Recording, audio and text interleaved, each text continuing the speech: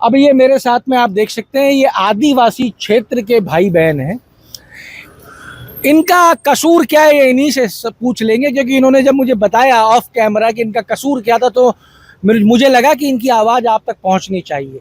ये आदिवासी क्षेत्र से हैं। ये बार बार मैं इसलिए रिपीट कर रहा हूं क्योंकि आपके और हमारे पास में जो सुविधाएं उपलब्ध हैं वो सुविधाएं इन बच्चों को बड़ी मुश्किल से मिल पाती हैं। उसके बावजूद ये अपने पूरे परिश्रम से, मेहनत से अगर किसी प्रतियोगी परीक्षा में पास होते हैं, नौकरी पाते हैं, तो इनके घर परिवार की स्थिति बदल जाती है। लेकिन यहाँ पे कहानी कुछ और है। इन्हीं की जुबानी सुन लेते हैं कि यहाँ कहानी क्या है, हुआ क्या। क्या नाम है आपका? नमस्कार सर, मेरा नाम विकास पाटीदार है। मैं प्रतापगढ़ जिले का रहने वाला हूँ। विकास जी, क्या है आपकी? सर, हम 75 टीचर्स हैं। जैसे मैं पढ़ाई करी, कंपटीशन एग्जाम फाइट किया, अध्यापक भर्ती। कौन सा? अध्यापक भर्ती 2022 रीट भर्ती लेवल 1 का। मैं कक्षा 1 से 5 का टीचर रहा हूँ। लगभग 24 महीने की मेरी नौकरी हुई। मेरी 19 महीने की नौकरी हुई। मेरे साथियों की 24 से 27 महीनों की नौकरी हो गई। और कर्मचारी चयन बोर्ड से 29 अगस्त 2025 को एक रिजल्ट निकलता है, रिवाइज रिजल्ट निकलता है, जिसमें बताया जाता है कि हमसे गलती हो गई। हमको क्या करना था, दिव्यांगों को पास करना था। हमने 3 साल पहले आपका रिजल्ट निकाल दिया। अब हम आपका रिजल्ट विड्रॉ कर रहे हैं। आपकी जो समझ में नहीं आई ये बात। आपने परीक्षा कब दी? मैंने परीक्षा दी 25 फरवरी 2023 को। 2023 25 फरवरी को आपने परीक्षा दी। उस परीक्षा को आप पास कर गए? बिल्कुल सर। मैं पास करने के बाद क्या हुआ? 2 गुना में चयनित हुआ। मैंने डॉक्यूमेंट वेरिफिकेशन कराया, मैं फाइनल चयनित हुआ। फिर हमको पोस्टिंग मिली। सरकार के द्वारा आपको अपॉइंटमेंट लेटर मिला? बिल्कुल सर, मिला। और प्रेमचंद बेरवा साहब ने प्रतापगढ़ आके मेरे को अपॉइंटमेंट लेटर दिया था। और 1 साल रोजगार मेले में? रोजगार मेले में। अच्छा जी। और मोदी साहब जब जयपुर आए थे, दादिया गांव में, आपको ध्यान होगा, 3 लाख लोग वहाँ पे इकट्ठे हुए थे। सरकारी फरमान आया था, मैं उसमें बस में बैठ के आया था। और यहाँ पे मेरे को वो दिया था, नियुक्ति पत्र दिया था। नियुक्ति पत्र? जी, मोदी जी ने। देखिए साहब, हम तो इनकी कहानी जानने के लिए निकले थे, पर यहाँ तो कहानी जो है वो कुछ ज्यादा बड़ी हो गई है। प्रधानमंत्री नरेंद्र मोदी की सभा में जिन युवाओं को रोजगार पत्र दिया गया, उन युवाओं का रोजगार आरपीएससी ने कितनी तारीख को फ्री कर दिया? 29 अगस्त 2025 को एक रिजल्ट निकाला कि सॉरी, हमसे गलती हो गई, हमने आपका चयन गलत कर लिया था। हम आपको वापस नौकरी से हटा रहे हैं। फिर क्या हुआ? फिर हम दूसरे दिन ही हाई कोर्ट चले गए। हमने चैलेंज किया कि हमारी गलती नहीं है, आपके डिपार्टमेंट की, आपके कार्मिक की गलती है, आपके अधिकारियों की गलती है, तो हम क्यों भुगते? सुप्रीम कोर्ट और हाई कोर्ट के ऐसे बहुत सारे ऑर्डर हैं जिसमें कहा गया है कि अगर किसी कार्मिक ने 1 दिन भी नौकरी कर ली और उसकी गलती नहीं है, आप उसको नौकरी से नहीं हटा सकते। लेकिन कर्मचारी चयन बोर्ड ने हम 75 अध्यापकों का रिजल्ट विड्रॉ किया, प्रत्याहरित किया और शिक्षा विभाग को भेज दिया कि आप इनको बाहर निकाल दो। हाई कोर्ट ने क्या कहा? हाई कोर्ट ने इसके ऊपर 18 दिसंबर 2025 को स्टे दिया कि आप इनको नहीं निकाल सकते। लेकिन हमारा कसूर ये रह गया कि 18 दिसंबर से पहले कुछ 29 अध्यापकों के स्कूल में ऑर्डर आने लग गए। टर्मिनेशन ऑर्डर जो होते हैं, टर्मिनेशन ऑर्डर आने लग गए और हमको 29 अध्यापकों को स्टे से हाई कोर्ट में आपका स्टे आता, उससे पहले 29 टीचरों को फ्री कर चुका था विभाग जी। लेकिन हाई कोर्ट ने स्टे तो सबके लिए दिया होगा ना, 75 के लिए। बिल्कुल सर। जिनको अगर विभाग कह रहा है निकाल दिया, लेकिन हाई कोर्ट के आदेश के बाद में तो उनको बहाल करना पड़ेगा ना, क्योंकि स्टे दे दिया हाई कोर्ट ने। सर, लेकिन आज की सरकार, आज का डिपार्टमेंट हाई कोर्ट की बात मानते कहाँ है सर? जब हाई कोर्ट का डिसीजन आया, स्टे आया 18 दिसंबर को, डीबी से, सिंगल बेंच से भी नहीं, डीबी से पुष्पेंद्र सिंह त्रिपाठी साहब की बेंच थी, स्टे आया, तो वहाँ पे ये बोला गया है कि हमने तो सभी को निकाल दिया है। मैं खुद कोर्ट रूम में मौजूद रहा हूँ सर। मैंने सर को, जज साहब को बताया कि सर झूठ बोल रहे हैं, मेरे पास ऑन रिकॉर्ड है, अभी कम से कम 45 लोग नौकरी कर रहे हैं, 50 लोग नौकरी कर रहे हैं। तो जज साहब ने हमारी बात को माना। जज साहब ने उस दिन स्टे दिया तो शिक्षा विभाग इतना चालबाजी पे आ गया कि उन्होंने रात को 1-1 बजे हमारे कार्य मुक्ति के आदेश जारी करे, बैक डेट में। और रात को बैक डेट किया, बैक डेट के पीछे भी 18 तारीख के बाद भी 21 तारीख, 23 तारीख और 19 तारीख को रात को 1-1 बजे। ये 18 तारीख का आदेश है जी। अब ये कैसे पता लगे कि रात को 1 बजे निकला? ये 18 तारीख का स्टे ऑर्डर है। इसके पीछे मैं आपको एक बताऊंगा। ये 23 तारीख का आप देख पा रहे होंगे। 23 तारीख का लक्ष्मण लाल गोंडा का नाम, बावजूद 23 तारीख को, जिसमें ये पेटिशनर हैं और इसको स्कूल से बाहर निकाला गया है। इसका समय देखिए आप। देखिए, स्टे के बावजूद ये आदेश जारी किया गया 23/12/2025। और ये आप देखिए, ये है हाई कोर्ट के द्वारा, डबल बेंच के द्वारा दिया गया स्टे। और आपको देखिए, और आपको दिखाते हैं, ये तो हो गया हाई कोर्ट के आदेश के बाद किस तरीके से शिक्षा विभाग ने धज्जियां उड़ा दी हाई कोर्ट के आदेश की। उसके अलावा आपको दिखाते हैं विधानसभा के पटल पे क्या कुछ कहा गया शिक्षा विभाग के द्वारा जब ये सवाल लगा, विधानसभा में क्या कुछ घटा। देखिए सर, मैं एक नॉर्मल कार्मिक रहा हूँ, मेरा सरकार से कोई दुश्मनी नहीं है। आप सरकार की तो है, मेरी ही सरकार है और मेरी दुश्मनी सरकार की तो है तुमसे। बिल्कुल सर, सरकार की मेरे से है। विधानसभा में श्रीचंद कृपलानी जो निम्बाड़ा के विधायक, माननीय विधायक हैं, श्रीचंद कृपलानी जो भारतीय जनता पार्टी से ही विधायक हैं, उन्होंने ही सवाल लगाया। उन्होंने ही सवाल लगाया। शिक्षा मंत्री जी खड़े होके ऑन रिकॉर्ड बताते हैं कि हमने 18 दिसंबर के बाद किसी को नौकरी से नहीं निकाला। आप ये देख पा रहे होंगे, वो बोलते हैं कि हमने 18 दिसंबर के बाद। भाई जरा पढ़ के सुनाओ क्या लिखा है। दिनांक 18/12/2025 के पश्चात किसी भी अभ्यर्थी के नियुक्ति आदेश निरस्त नहीं किए गए हैं। ये विधानसभा का वो कागज है जो विधानसभा के पटल पे शिक्षा मंत्री ने विधानसभा में जवाब दिया है अपने ही विधायक के द्वारा। और इसके अंदर शासन सचिव थे उस समय पे कृष्ण कुणाल, जिनके यहाँ पे आप देख सकते हैं डिजिटल सिग्नेचर भी मौजूद हैं। अब आप ये देखिए कि एक तरफ मैंने आपको 23 तारीख का आदेश दिखाया है, 23 का ये आदेश है ना, वो 18 दिसंबर हाई कोर्ट का स्टे 18 आदेश है, 18 तारीख का हाई कोर्ट का स्टे है कि नहीं निकाला जाएगा। उससे पहले 29 लोगों को, 25 लोगों को, 5 लोगों को उससे पहले हाई कोर्ट से स्टे से पहले 24 लोगों को निकाला जा चुका था।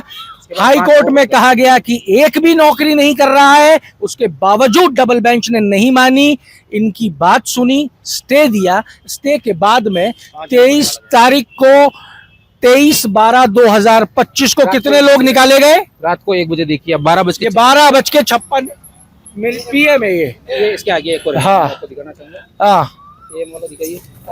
रात को 1 बजे और रात को 11 बजे हमारे रिलीविंग लेटर दिए गए हैं। जबकि आप देख पा रहे होंगे कि ये दिसंबर की टाइम है, सभी पीईओ जो प्रिंसिपल होते हैं ना, उस टाइम छुट्टियां चल रही थी शीतकालीन अवकाश, सभी अपने घर पे थे। रात को अपने घर से ही नियुक्ति आदेश जारी किए गए, स्कूल से भी नहीं किए गए। वर्किंग हावर के बाद रात को 1 बजे नियुक्ति आदेश जारी किए गए हैं उनके सीबीओ और उनके डीओ की मतलब दादागिरी की वजह से। क्या कारण क्या रहा है? ऐसी सरकार को ऐसी क्या जल्दबाजी थी, सरकार को ऐसी क्या दुश्मनी नजर आ रही है? जो कैमरा बताना नहीं चाहता क्योंकि मेरी कोई दुश्मनी नहीं, लेकिन शिक्षा विभाग से प्रेशर था कि इनको बाहर निकालो सबको। वो हाईकोर्ट के डीबी के ऑर्डर को भी नहीं मानना चाहते हैं। 75 लोग अगर नौकरी में रह जाते तो सरकार के ऊपर कितना भारी बोझ आ जाता है।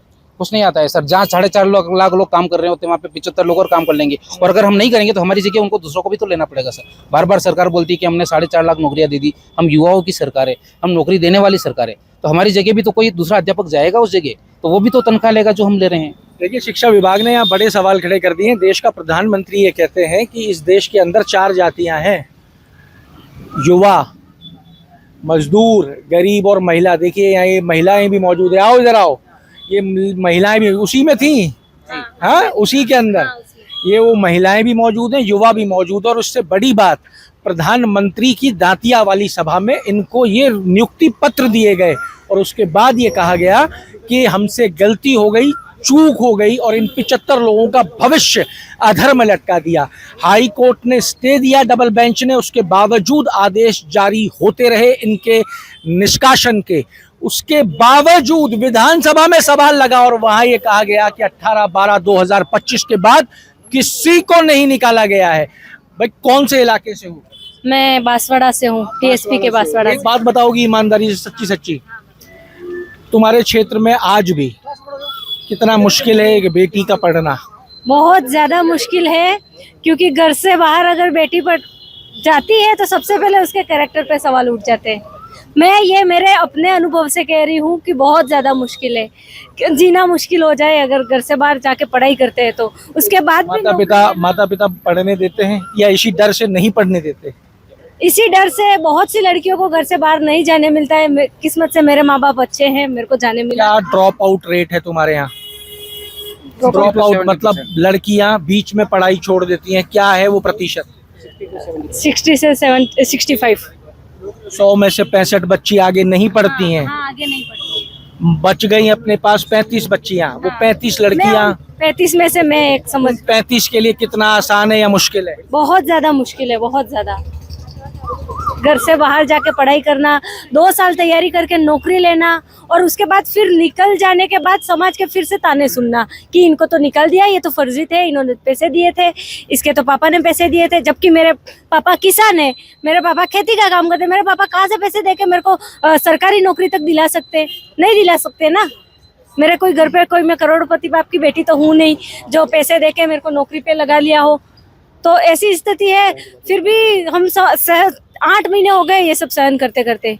8 महीने से हम जयपुर आ रहे हैं। स्टे आने के बाद हमारे एक ऑर्डर और भी हुआ था अप्रैल में सिमिलर ट्रीट का, जो 42 जने बाहर थे और 29 हम अंदर थे। तो कोर्ट ने बोला था कि सबको समान किया जाए, सिमिलर ट्रीट किया जाए। उसके बाद भी उस आदेश पे भी हमको ज्वाइन नहीं कराया। आप कौन से इलाके से? कौन से इलाके से? मैं उदयपुर खेरवाड़ा से। हाँ? उदयपुर खेरवाड़ा। खेरवाड़ा। हाँ, तुम्हारे यहाँ कितना आसान है बच्चियों का पढ़ना? बहुत आसान है सर, मतलब पढ़ाते हैं? नहीं पढ़ाते हैं। नहीं पढ़ाते? नहीं सर, मैं 27 महीने से नौकरी कर रही थी। 27 महीने से? हाँ, 27 महीने हो गए। मेरा फिक्सेशन भी हो गया है, इसके बावजूद मुझे बिना सूचना से और मुझे रिलीव कर लिया। मुझे पता ही नहीं था 10 तारीख। फर्म एम्प्लॉय थी गवर्नमेंट ऑफ राजस्थान की, जिसको सारी सुविधाएं मिलनी थी, हाँ सर। उसके बावजूद निकाल दिया गया। हाँ सर। अब आगे सर बस हम वापस स्कूल जाना चाहते हैं। 8 महीने से परेशान हो गए हैं। 8 महीने से हाँ। परेशान हो गए। इस लड़ाई का अंत क्या होता नजर आ रहा है? सर इसका एक मैं छोटा सा आपको एक एपिसोड दिखाना चाहता हूँ।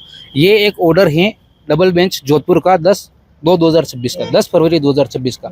हमने एक मॉडिफिकेशन ऑर्डर में लगवाया कि हमारे को पहले जब स्टे आया तो डिपार्टमेंट बोला, शिक्षा विभाग बोला कि सरकार ने कहाँ लिखा है, कोर्ट ने कहाँ लिखा है कि तुमको ज्वाइन कराए। हमने कहा वो भी करवा देते हैं। हमने मॉडिफिकेशन ऑर्डर करवाए। मॉडिफिकेशन ऑर्डर में साफ साफ लिखा गया है कि आप लोगों ने 2 क्लासेस बढ़ा दिए, कुछ लोग कंटिन्यू कर रहे हैं और कुछ लोग डिसकंटिन्यू कर रहे हैं। तो इन्होंने लिखा है कि सभी एप्लीकेंट को सिमिलरली ट्रीट करना है, मतलब 75 को बराबर रखना है। 10 फरवरी का ऑर्डर है, शिक्षा विभाग ने नहीं मानी। हमने खूब कोशिश करी, हमने 7 मंत्रियों के फोन शिक्षा विभाग में लगवाए। दिया कुमारी मैडम हमारे मैटर को अच्छे से जानती है। सभी मंत्री जो सिविल लाइन्स के अंदर हैं, सभी प्रेमचंद बेरवा से सारे मंत्री जानते हैं, तो हो क्यों नहीं रहा? हो क्यों नहीं रहा है इसका कारण सर अधिकारी ही बता सकते हैं, क्योंकि वो सभी मंत्रियों को फोन पे ये कहते हैं सर हम कर रहे हैं, हम चाहते हैं, हम जानते हैं कि बच्चों की गलती नहीं है, डिपार्टमेंट की गलती नहीं है, हम कर रहे हैं, लेकिन वो आज दिन तक नहीं हुआ। सर मैं आपको एक छोटी सी चीज़ और बताना चाहता हूँ।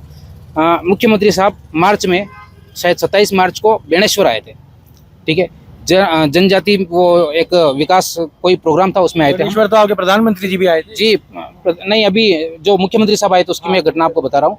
हम 150 लोग, हमारे माता पिता और हम वहाँ पे गए, मुख्यमंत्री साहब से हम मिले। मैं 4 बार मुख्यमंत्री साहब से मिल चुका हूँ।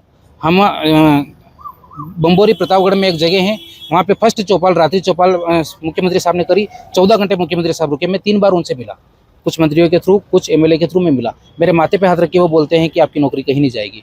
ये बात है अप्रैल की, आज चल रहा है सर जुलाई, अभी तक मेरे को स्कूल नहीं भेजा गया है। हमने कंटेम्प्ट लगाए, कंटेम्प्ट पे अधिकारी लोग उनके वकीलों को कोर्ट में नहीं भेजते हैं। कोर्ट ने बार बार इनको आखिरी समय दिया है कि इस बार अभी के मैं ऑर्डर आपको मोबाइल में निकाल के बता सकता हूँ। 21 तारीख तक का कोर्ट ने इनको समय दिया है कि आप इनको ज्वाइन करवाए, लेकिन दूर दूर तक कोई हमको ज्वाइन नहीं करा रहा है। 21 जो आ रही है जुलाई, ये बिल्कुल 21 जुलाई, ठीक है। मतलब एक तानाशाही की हद होती है अधिकारियों के, तानाशाही के। कौन है ये तानाशाह? तानाशाह सर मैं नाम आप समझ सकते हैं, इशारा कर दो, मैं समझ जाऊंगा, सब ये भी समझ जाएंगे, जो सुन रहे हैं ये भी समझ। शिक्षा विभाग के सबसे बड़े पदाधिकारी और शिक्षा मंत्री साहब। शिक्षा मंत्री साहब ने खुद पहले, शिक्षा मंत्री जी तो कहते हैं मैं तो हितैषी हूँ गरीबों का, मैं तो पिछड़ों का साथी हूँ, मैं तो खुद पिछड़े वर्ग से हूँ, मैंने तो इतना जीवन में संघर्ष किया है, मेरे संघर्ष की तो कोई तुलना नहीं की जा सकती है, फिर शिक्षा मंत्री ऐसा क्यों करेंगे? क्षमा चाहता हूँ साहब, फरवरी में कृष्ण कुणाल साहब जब हमारे शिक्षा शासन सचिव थे, उन्होंने ज्वाइन करवाने के लिए फाइल चलाई थी। शिक्षा मंत्री साहब ने ही बोला कि इनको ज्वाइन नहीं कराना है, नहीं कराना है, जहाँ तक मेरे को इन्फॉर्मेशन है, क्योंकि मैं 9 महीने से जयपुर में, मेरे कुछ साथी और हम लगभग 1 महीने के लगभग 22 से 23 दिन इस जयपुर में रहते हैं। हमारा परिवार उतना सक्षम नहीं है कि हमको बार बार जयपुर भेज पाए। हम लोकल ट्रेन में आते हैं, यहाँ पे धर्मशाला में रहते हैं, लेकिन मंत्रियों के पैर छूते हैं कि हमको ज्वाइन करवा दीजिए, एमएलए के पैर छूते हैं, अधिकारियों के पैर छूते हैं कि हमको ज्वाइन करवा दीजिए। हम कंटेम्प्ट लगाते हैं, हम हाई कोर्ट में सिंगल बेंच डबल बेंच से लड़ते हैं। हम इसके अलावा क्या कर सकते हैं? आपने एक शब्द यूज़ किया था आदिवासी, जहाँ पे खाना और दाना नहीं नसीब होता है, वहाँ पे हमने पढ़ के नौकरी ली। ईमानदारी, हमारी गलती ये हो गई, हमने ईमानदारी से नौकरी ली, फिर भी ईमानदारी से करते भैया, और कैसे करोगे? और भी 200 तरीके थे सर, वो लोग नौकरी कर रहे हैं, मैं ज्यादा नहीं। एसओजी पहुंच रही है वहाँ पे, पहुंचेगी सर, लेकिन जब ईमानदारों को न्याय नहीं मिल रहा है तो फिर उनका पर सवाल ये खड़ा होता है साहब, ईमानदारी की बात हुई है तो ईमानदारी से सवाल ये खड़ा होता है कि इन्होंने तो ईमानदारी से परीक्षा दे दी, इन्होंने ईमानदारी से अपना चयन भी करा लिया, इन्होंने ईमानदारी से ये हाई कोर्ट भी चले गए, हाई कोर्ट डबल बेंच ने स्टे भी दे दिया, पर सामने वालों की ईमानदारी को क्या हुआ? सामने वाले कोर्ट में भी मुकर गए, सामने वाले विधानसभा के पटल पे भी मुकर गए, सामने वाले स्टे के बावजूद आदेश पे आदेश जारी करते रहे, और अब ये कहा जा रहा है 21 जुलाई तक तुम्हें तुम्हारी नौकरी मिल जाएगी। सिर्फ और सिर्फ आश्वासन। जिस देश के अंदर हम चर्चाएं करते हैं, जिस देश में हम विषय बनाते हैं नारी शक्ति वंदन का, ये इसका जीता जागता उदाहरण है, जहां बच्चियों को मौके नहीं मिलते पढ़ने के, जहां माँ बाप बच्चों को आगे नहीं बढ़ाते डर के मारे, वहां ये लड़की अपनी मेहनत से, समाज से, माता पिता से लड़कर नौकरी पाती है, और अब इसको उस नौकरी को बचाने के लिए लड़ना पड़ रहा है उस सरकार से जो ये कहती है नारी शक्ति वंदन। आपके राज्य की खबरें, आपके शहर की खबरें सबसे पहले जानने के लिए देखते रहें अमर उजाला। चैनल को सब्सक्राइब जरूर कर लें और पाएं हर अपडेट।